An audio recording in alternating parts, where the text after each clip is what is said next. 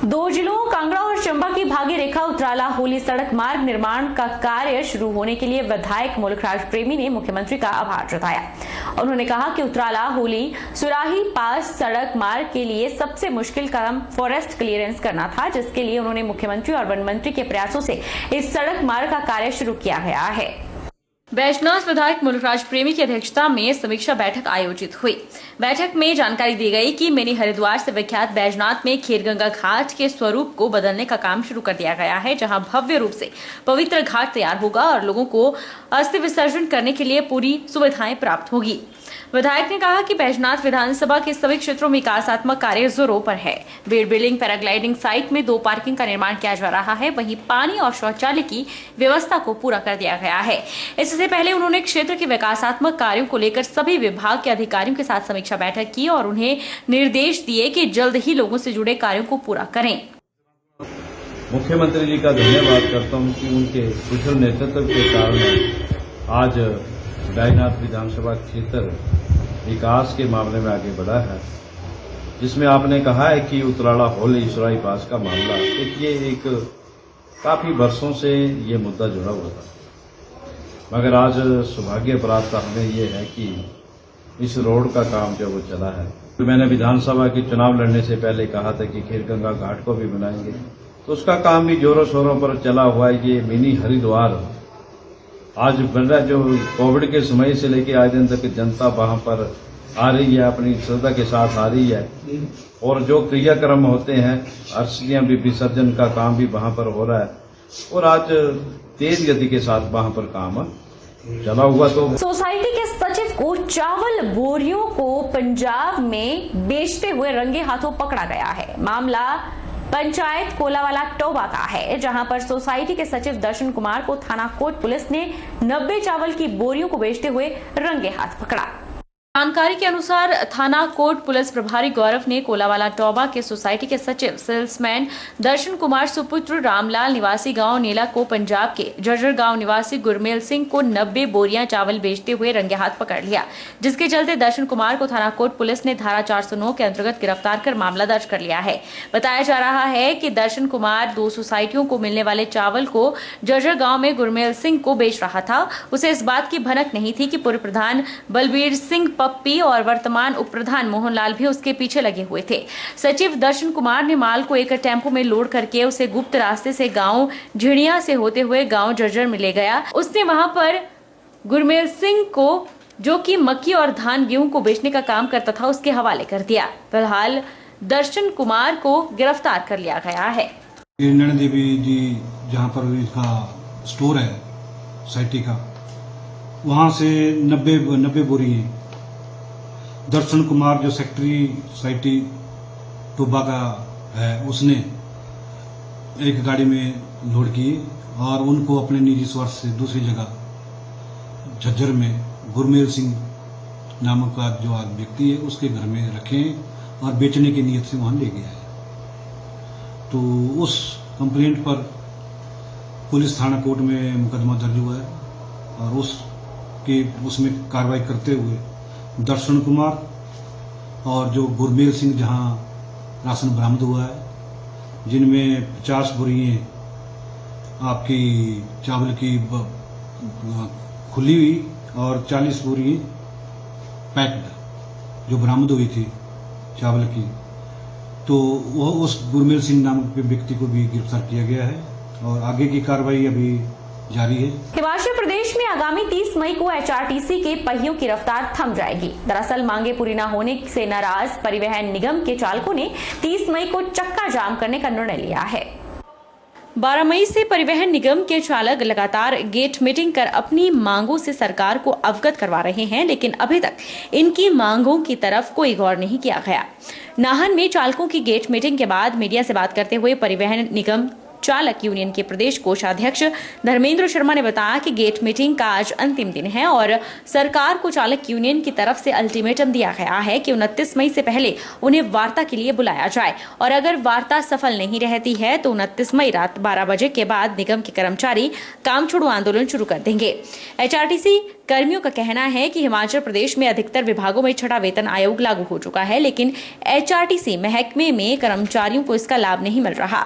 वहीं उनका यह भी कहना है कि पिछले करीब 36 महीनों से परिवहन निगम के चालक परिचालकों को नाइट ओवरटाइम का पैसा नहीं मिल पा रहा है, साथ ही मेडिकल बिलों का भुगतान भी लंबित है।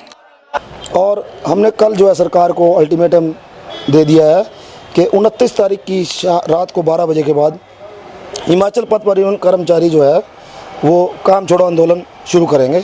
अगर हमें 29 तारीख तक प्रबंधन या सरकार वार्ता के लिए बुला लेती है तो हमारा काम वैसे ही सुचारू रूप से चलेगा जैसे कि आज की डेट में चला हुआ है। सबसे पहले तो हमारी सबसे मुख्य मांग है छठे वेतन आयोग की, क्योंकि सभी विभागों को जो है छठा वेतन लागू हो चुका है। सिर्फ एकमात्र एचआरटीसी विभाग ऐसा है जिसके कर्मचारियों को आज तक जो है छठा वेतन नहीं दिया गया और हमारे कम से कम भी 36 महीने से लेकर 38 महीने लगभग हो चुके, जिसमें चालक परिचालकों के जो है नाइट ओवर टाइम पेंडिंग है, मेडिकल रिम्बर्स बिल हैं वो पेंडिंग है, रिटायरी हैं, रिटायरों को टाइम से पेंशन नहीं मिलती है, उनके ड्यूज़ जिनको रिटायर हुए आज 4-4 साल हो गए उनके ड्यूज़ नहीं मिले हैं और जो पेंशनर हैं उनको पेंशन टाइम से, सैलरी हमारी टाइम से नहीं मिलती।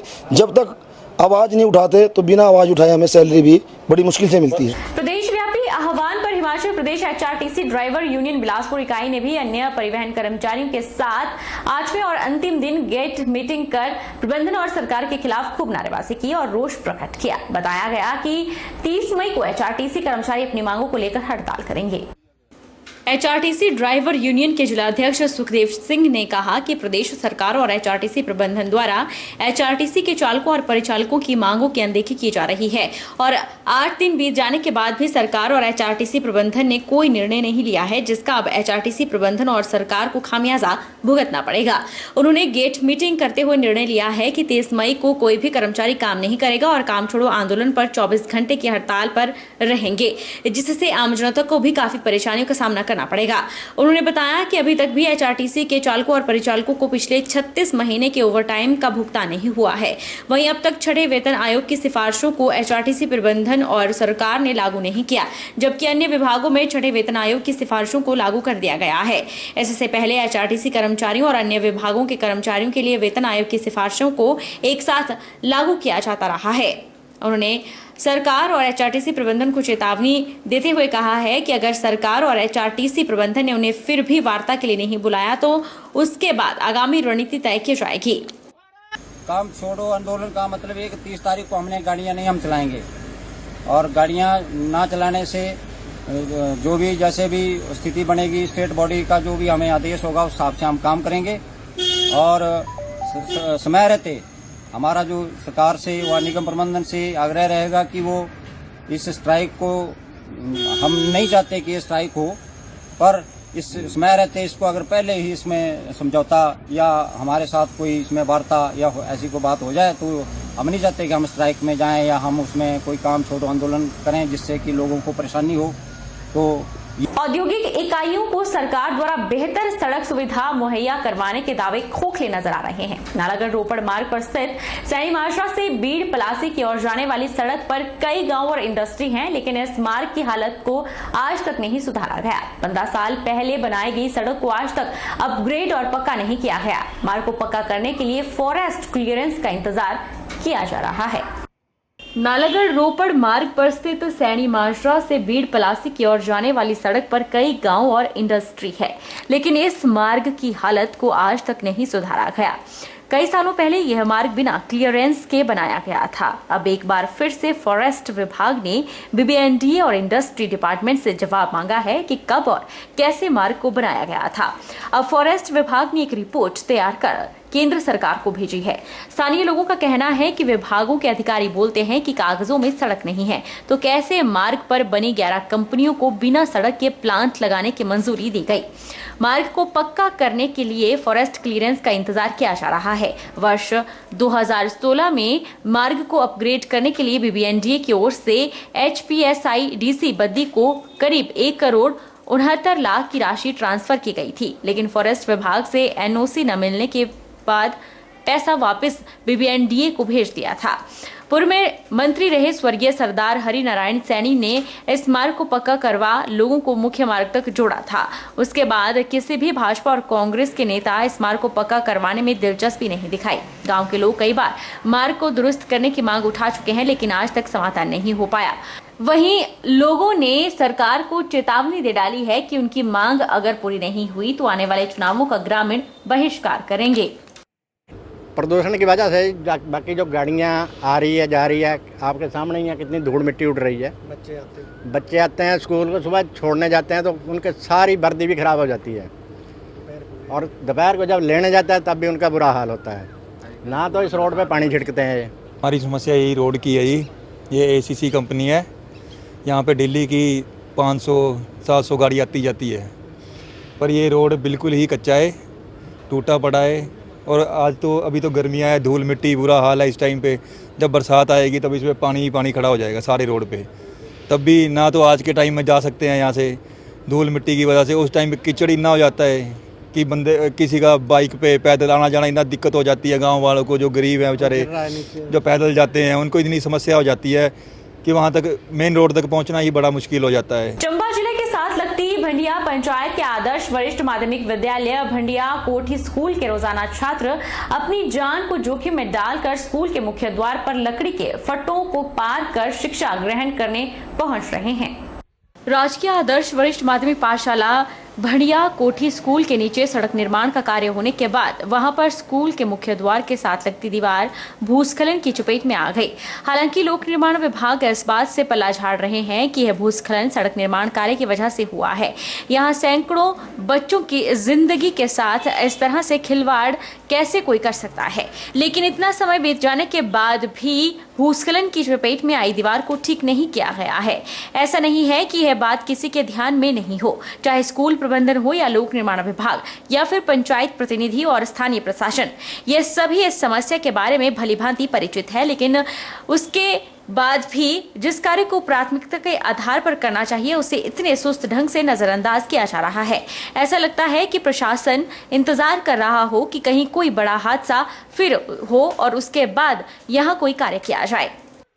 हमारे स्कूल का रास्ता टूटा हुआ 1 साल हो गया, ये नहीं बन रहा है। हम यहाँ पे फट्टे रखे हुए होते हैं, हम रोज फट्टे के ऊपर से जाते हैं और नीचे गिरने का डर रहता है। हमारे स्कूल का जो रास्ता है वो टूट गया। हम सरकार से मांग करते हैं कि हमारे स्कूल के रास्ते को जल्द से जल्द बनवाया जाए।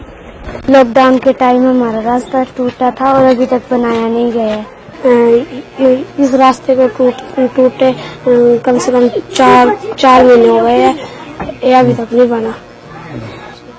पर PWD जो है इसको मानने के लिए तैयार नहीं है। एक्चुअल में कटिंग नीचे PWD ने की हुई है इसकी रोड की, और जो रोड का जो बेस है वो निकल गया नीचे से, जो डंगे का बेस था। तो कुछ और भी कारण रहे होंगे, तो उस समय जो प्रिंसिपल थे उन्होंने जो है कार्रवाई की हुई है आगे, पर अभी तक किसी भी डिपार्टमेंट से कोई भी पैसा मिला नहीं है विभाग को, जो विद्यालय को। तो इसलिए ये जो रास्ता भी संभव नहीं हो पा रहा है। अभी मैंने एक वैकल्पिक रास्ता बनाने के लिए प्रयास कर रहा हूँ, और बहुत शीघ्र जो है 2-3 दिनों के अंदर ही उस रास्ते को हम चला देंगे।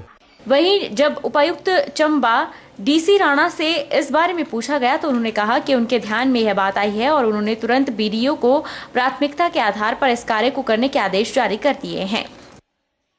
मैंने BDO चंबा को निर्देश दिए हैं कि वो पंचायत को कहे कि उसको नरेगा या किसी अन्य मद में जो है इस कार्य को तुरंत करवाए, और यदि आवश्यकता होती है तो हम जिला प्रशासन की तरफ से भी, हमारे प्लानिंग हेड से भी हम इसके लिए धन उपलब्ध करवा देंगे, ताकि जो स्कूल है उसको भी हम प्रोटेक्ट कर सकें और बच्चों की जो सेफ्टी है उसका भी ध्यान रखें। रुकेंगे एक छोटे से ब्रेक के लिए, ब्रेक के उस पार फौरन लौटेंगे, आप बने रहिए हमारे साथ।